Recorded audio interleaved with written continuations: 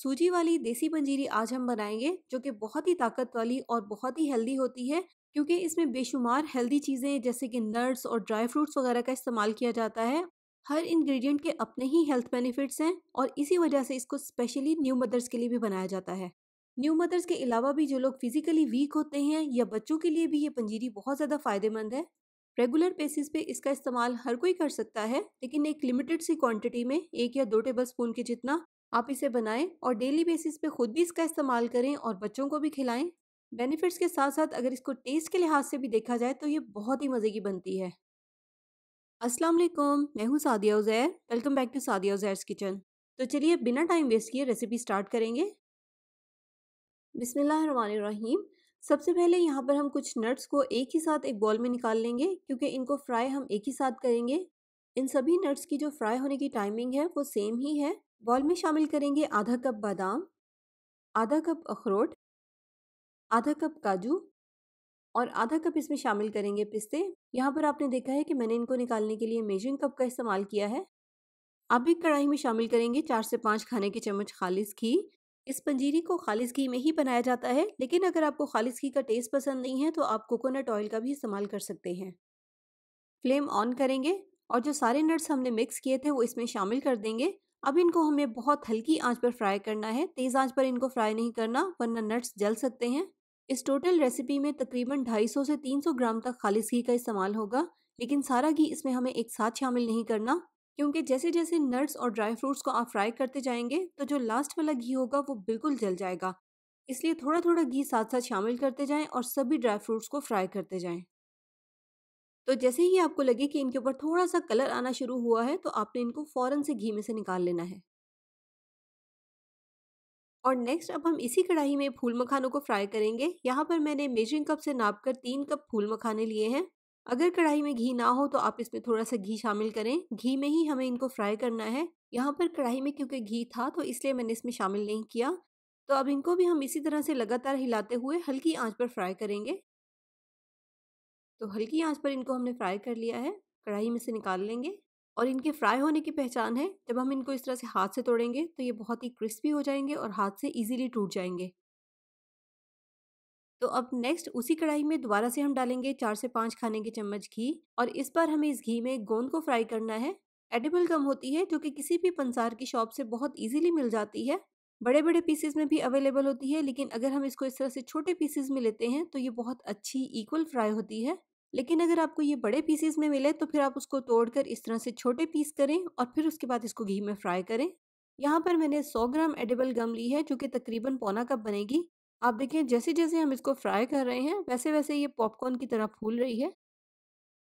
इसको भी हमने हल्की आंच पर फ्राई किया है और जब इस तरह से ये सारी गम अच्छे से फूल जाएगी तो फिर इसको हम घी में से निकाल लेंगे।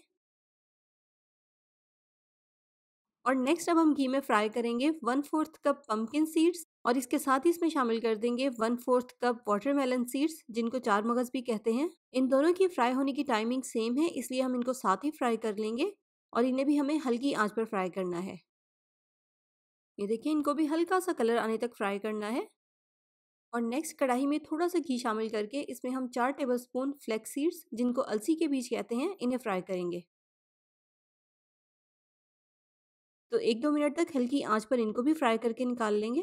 और अब दोबारा से कढ़ाई में 3 से 4 खाने के चम्मच घी शामिल करेंगे और अब इस घी में हल्की आंच पर आधा कप किशमिश फ्राई करेंगे। और जब फ्राई होकर किशमिश इस तरह से फूल जाएगी तो फिर इसको हम घी में से निकाल लेंगे। अब नेक्स्ट जो हमने स्टार्ट में नट्स को मिक्स करके फ्राई किया था उन्हें डाल देंगे हम इस तरह से एक चॉपर में और थोड़े से नट्स इसमें से हम बचा लेंगे लास्ट में गार्निशिंग के लिए। अब इनको हम करेंगे चॉप। इनको हमें इस तरह से थोड़ा सा मोटा मोटा सा चॉप करना है, बहुत ज़्यादा बारीक इनको चॉप नहीं करना। बाकी ये आपकी मर्ज़ी और चॉइस पर भी डिपेंड करता है, आप चाहें तो इसको बिल्कुल बारीक भी पीस सकते हैं। तो बड़े साइज़ का यहाँ पर हम एक मिक्सिंग बॉल लेंगे और इसमें इन नट्स को निकाल देंगे। और नेक्स्ट जो हमने फूल मखाने फ्राई किए थे इनको चॉप कर लेंगे। इनको भी यहाँ पर आप देखें मैंने मोटा मोटा दरदरा ही चॉप किया है। तो इस तरह से ड्राई फ्रूट्स वाले मिक्सिंग बॉल में ही इनको भी शामिल कर देंगे। इसके बाद अब हम चॉपर में डालेंगे पंपकिन सीड्स, वाटरमेलन सीड्स या चार मगज़ और इसी के साथ इसमें अलसी के बीज भी शामिल कर देंगे और अब इन्हें भी पीस लेंगे। ये देखें इन तीनों को भी मैंने मोटा मोटा ही पीसा है, अलसी के बीज क्योंकि थोड़े से सख्त होते हैं और अगर आप उनको बिल्कुल बारीक पाउडर फॉर्म में पीसना चाहते हैं तो फिर आप उनको ग्राइंडर में पीसें। और नेक्स्ट अब हम गोंद को चॉपर में पीसेंगे। अगर आप चाहते हैं कि पंजीरी में इसका थोड़ा सा क्रिस्पी और क्रंची सा टेक्सचर आए तो फिर आप इसको थोड़ा सा मोटा ही पीसें। तो गोंद को पीसने के बाद यहाँ पर मैंने इसको सेम बॉल में ही निकाल लिया है नट्स के साथ। और अब साथ ही इसमें फ्राई की हुई किशमिश भी शामिल कर देंगे। इस पंजीरी में आप अपनी मर्जी के मुताबिक कोई भी नट्स ऐड भी कर सकते हैं। इसके अलावा अगर आप इसमें से कोई नट्स माइनस करना चाहते हैं तो वो भी कर सकते हैं। तो इस तरह से इन तमाम चीज़ों को एक बॉल में निकाल कर एक साइड पे रखेंगे और अब हम पंजीरी के नेक्स्ट स्टेप की तरफ चलेंगे। अब कढ़ाई में डाल देंगे बाकी बचा हुआ सारा घी। जैसे कि मैंने आपको बताया था कि इसमें टोटल 250 से 300 ग्राम तक घी का इस्तेमाल होगा। इसमें शामिल करेंगे 1 कप सूजी। अब इसको हम फ्राई करेंगे बिल्कुल हल्की आंच पर, इसी तरह से लगातार हिलाते हुए। टोटल इसको 20 से 25 मिनट लगेंगे फ्राई होने में। घी कम या ज़्यादा आप अपनी पसंद के मुताबिक भी कर सकते हैं। बस जैसे कि यहाँ पर आप देख रहे हैं कि इतना घी सूजी को फ्राई करने के लिए बिल्कुल इनफ है। तो यहाँ पर आप देखिए हल्की आंच पर इसको फ्राई करते हुए सूजी का कलर हल्का सा गुलाबी हो गया है। बस अब इस पॉइंट पर इसमें शामिल करेंगे आधा कप सौंफ, जिसको मैंने ग्राइंडर में डालकर बहुत बारीक पीस लिया था। और साथ ही इसमें शामिल करेंगे 1 चाय का चम्मच जिंजर पाउडर, जिसको सौंठ भी कहते हैं, 1 चाय का चम्मच हरी इलायची का पाउडर और 1 चाय का चम्मच दालचीनी का पाउडर। इसी के साथ 1 कप इसमें पिसा हुआ कोकोनट भी शामिल कर देंगे। और इन तमाम चीज़ों को भी इसी तरह से लगातार हिलाते हुए 1-2 मिनट तक सूजी के साथ भून लेंगे। अब इसमें हम 200 ग्राम गुड़ की शक्कर शामिल करेंगे। ये आप अपनी टेस्ट के मुताबिक शामिल करें या अगर आप चाहें तो इसकी जगह पर चीनी भी शामिल कर सकते हैं। अब फ्लेम को हम इसके नीचे बिल्कुल हल्का रखेंगे और हल्की आंच पर शक्कर और सूजी को अच्छे से मिक्स करेंगे।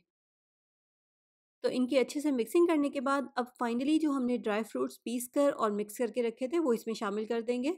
अब इनको भी हमें बिल्कुल हल्की आंच पर मिक्स करना है, लेकिन ये अगर नीचे से जलने लगे तो फिर आप थोड़ी देर के लिए फ्लेम को ऑफ कर दें। अच्छे से मिक्स करने के बाद इसके नीचे फ्लेम को दोबारा से ऑन करें और हल्की आंच पर एक दफ़ा इसको मिक्स करके हीट दे दें।